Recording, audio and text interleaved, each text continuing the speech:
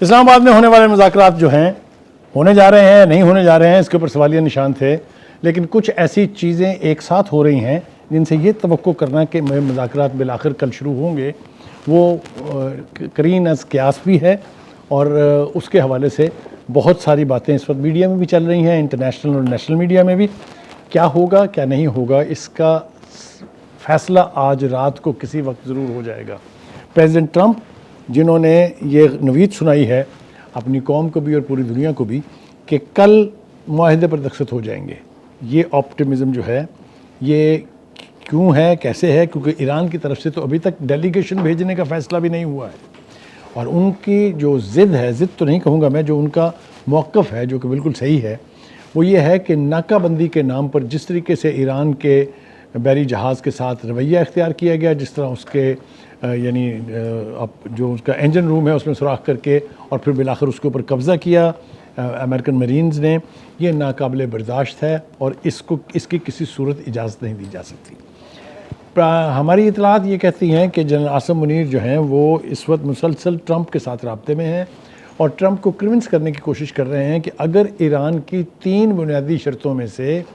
1 یا 2 نہ مانی گئیں تو یہ ممکن نہیں ہے کہ ایران جو ہے مذاکرات کی ٹیبل پر آئے گا۔ وہ 3 شرطیں کیا ہیں؟ ایک تو یہی ہے کہ یہ ناکہ بندی جو کی ہوئی ہے اپنے ہرمز کی امریکہ نے ختم ہو، اور ایران کا جو جہاز اس پہ قبضہ کیا گیا ہے اس کو واپس ایرانی پورٹ کی طرف موڑ دیا جائے۔ نمبر 2، لیبنان کو کسی صورت بھی اس پوری پیکج جو ہے جو جنگ بندی ہے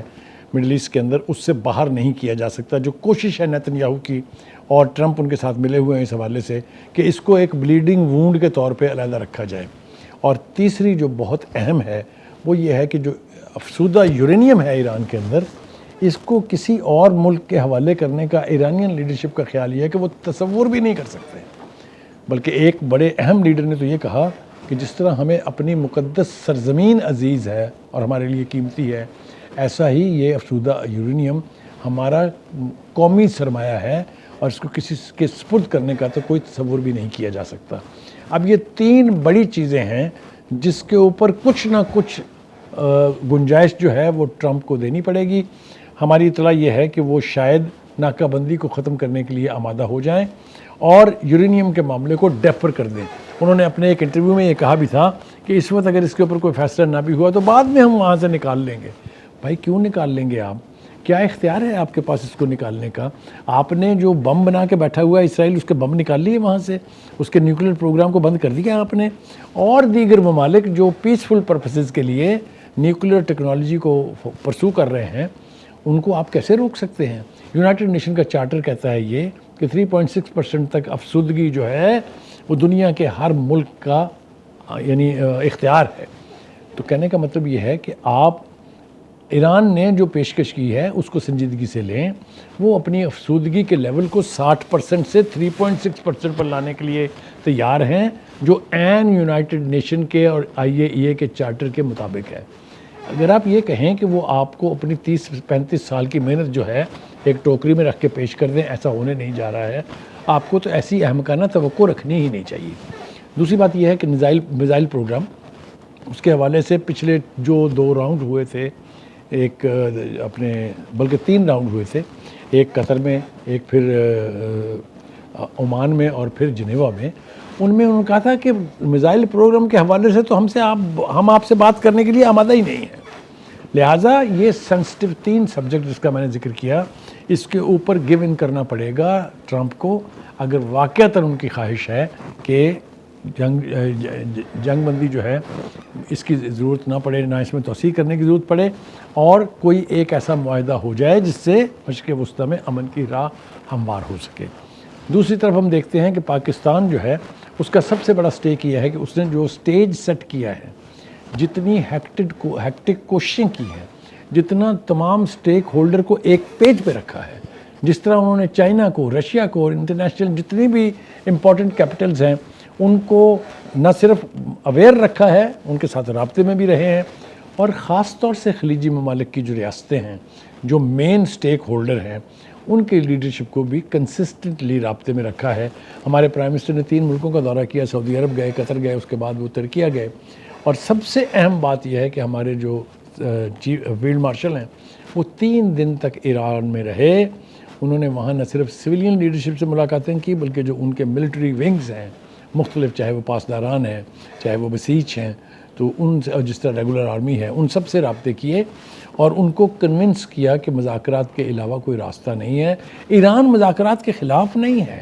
لیکن ایران بنیادی جو نکات ہیں ان پر ان کے موقف کو تسلیم نہ کیا گیا تو وہ مذاکرات کی ٹیبل پر نہیں آئیں گے۔ کیا ہونے والا ہے؟ ایسے لگتا ہے کہ آج رات بہت اہم ہے، کیونکہ جو جے ڈی وینس ہیں جو امریکہ کے وائس پریزیڈنٹ ہیں، بقول پریزیڈنٹ ٹرمپ کے، وہ چند گھنٹوں میں اسلام آباد پہنچنے والے ہیں۔ یہ سفر بلا وجہ اختیار نہیں کیے جاتے۔ یہ جو ٹرمپ کا آپٹمزم ہے یا جو وہ پر امید دکھائی دیتے ہیں، اس کے پس منظر میں بھی کچھ نہ کچھ ایکٹیویٹیز ایسی ہیں جس کے نتیجے میں یہ مذاکرات کی ٹیبل سجے گی اور اس کا کوئی نہ کوئی منطقی نتیجہ بھی نکلے گا۔ دیکھیں، یہ بات اب میرے خیال سے ٹرمپ کو سمجھ آ گئی ہے، نیتن یاہو کو تو بہت دیر پہلے سمجھ آ گئی تھی کہ آپ جنگ سے ایران اور ایرانین قوم کو ڈرا نہیں سکتے۔ یہ نہ پہلے کبھی ہوا ہے نہ اب ہونے جا رہا ہے۔ یہ گٹس جو ہیں وہ ٹیسٹ کر لیے گئے ہیں، لہٰذا ہر دوسرا لیڈر جو اس جنگ کے حوالے سے گفتگو کرتا ہے ایران کا، وہ یہ کہتا ہے کہ ہمیں جنگ سے ڈرانے کی ضرورت نہیں ہے۔ We are war hardened people. ہم نے دیکھ لیا ہے 1 مہینے سے زیادہ اس جنگ کو بھی، ہم نے پچھلے سال بھی 12 روزہ جنگ کو دیکھ لیا تھا۔ پہلی دفعہ اسرائیل کو یہ پتہ لگا کہ جنگ کا مطلب کیا ہوتا ہے۔ تو کہنے کا مطلب یہ ہے کہ آل انڈیکیٹرز آر کہ انتہائی سینسٹیو ہے اس وقت صورتحال، لیکن اس کے باوجود اسلام آباد میں ایکارڈ ہونے کے بارے میں آپٹمزم بھی اتنا ہی ہے۔ میں بھی آپٹمسٹک ہوں کہ کچھ نہ کچھ ضرور ہوگا، اس لیے کہ جتنا کچھ ایٹ سٹیک ہے، کیا امریکہ افورڈ کر سکتا ہے جنگ میں واپس جانا؟ کیا ایران ایفیکٹولی رزسٹ کر سکے گا جس طرح اس نے پہلے کیا ہے؟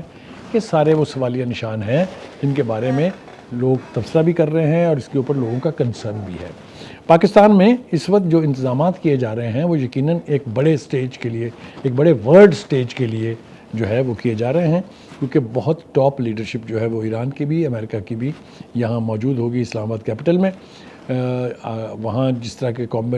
کامبنگ آپریشنز ہو رہے ہیں، جس طرح کے نئے روٹس بنائے جا رہے ہیں لوگوں کو تاکہ زیادہ دقت نہ ہو، کیونکہ اس پورے ایریاز کو جو پہلے ریڈ زون تھا اب وہ ایکسٹینڈڈ ریڈ زون ہے، تھوڑا سا علاقہ اور بڑھا دیا گیا ہے، وہاں پر فول پروف سیکورٹی ارینجمنٹ کرنا جو ہے وہ ہماری بنیادی ذمہ داری ہے۔ لہٰذا یہ کام بھی ہم نے ایف سی کو، فوج کو، پولیس کو سونپا ہوا ہے۔ انٹیریئر منسٹر کی اس حوالے سے ملاقاتیں بھی ہوئی ہیں امریکن جو اس وقت سفیر ہیں یہاں پر، نیٹلی بیکر، ان کے ساتھ، اور انہوں نے ان کو یقین دہانی کرائی ہے کہ ایسے ارینجمنٹ کیے جا رہے ہیں کہ کسی کو فکر مند ہونے کی ضرورت نہیں ہے۔ ہم پہلے بھی ثابت کر چکے ہیں، ہم اب دوبارہ پھر ثابت کر دیں گے۔ اب دیکھنا یہ ہے کہ آج رات کے بعد کل صبح منظرنامہ کیا ہوگا۔ اصل میں پریزیڈنٹ ٹرمپ نے جو کچھ کہا ہے اس کی روشنی میں یہ توقع کرنا کہ کل مذاکرات کسی نہ کسی صورت جو ہے وہ شروع ہو جائیں گے، میں اس آپٹمزم کے ساتھ ہوں۔ اور اب دیکھنا یہ ہے کہ کل جب یہ ملاقات ہوگی، اس سے پہلے جو ان وفود کے جو آفیشلز آئے ہوئے ہیں انہوں نے کس حد تک گراؤنڈ ورک کر لیا ہے، کتنا کچھ طے ہو گیا ہے۔ جو 3 مین سینسٹیو پوائنٹ میں نے کہا ہے آپ سے، اس کا بریف لے کے تو وینس آئیں گے، اور وینس جیسا کہ انہوں نے پچھلی دفعہ بھی کہا تھا کہ وہ کئی مرتبہ رابطے میں رہے پریزیڈنٹ ٹرمپ سے، تو منٹ ٹو منٹ ان کا رابطہ رہے گا پریزیڈنٹ ٹرمپ سے، کوئی نہ کوئی نتیجہ ان مذاکرات کا نکلتا مجھے دکھائی دے رہا ہے، اور یہی ایک صورت ہے کہ مشرق وسطیٰ میں پھر سے امن قائم ہو سکے۔